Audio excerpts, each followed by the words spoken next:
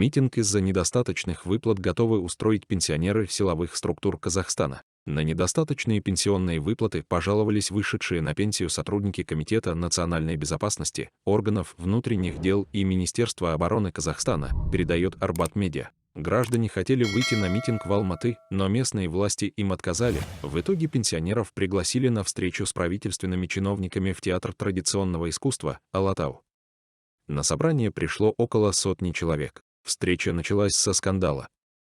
Едва представители власти, сотрудники акимата Алматы, МВД, Минобороны, Минтруда взяли в руки микрофон и начали выступать, пенсионеры отказались их слушать, потребовав сначала предоставить слово им. Сотрудники ведомств вынуждены были согласиться и выслушать бывших силовиков. Пенсионеры уверяют, что их конституционные права нарушаются. Где же равенство всех перед законом?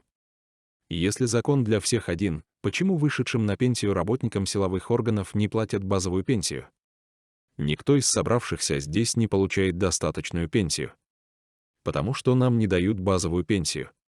Это общая проблема не только сидящих тут, но и тысяч других пенсионеров силовых структур, заявила представившаяся Алией Оспановой пенсионерка. Они также требуют позволить им снять остатки своих пенсионных накоплений в ЕНПФ без удержания 10% подоходного налога.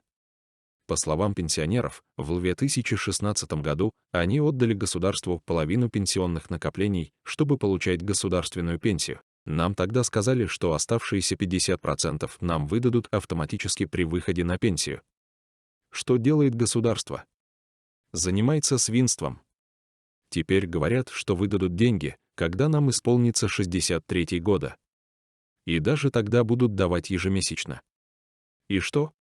Государство будет наживаться на наших деньгах, сказал человек, представившийся бывшим работником службы экономических расследований, вице-министр труда и социальной защиты населения Назгуль Сагидыкова и начальник управления общественного развития акимата Алматы Айдар Есенбеков сообщили, что вопросами пенсионеров будет заниматься специальная рабочая группа. Встреча длилась около 3 часов. Участники выдвинули и другие требования, в том числе о предоставлении льготного проезда, скидок на оплату коммунальных услуг, качественной медицинской помощи.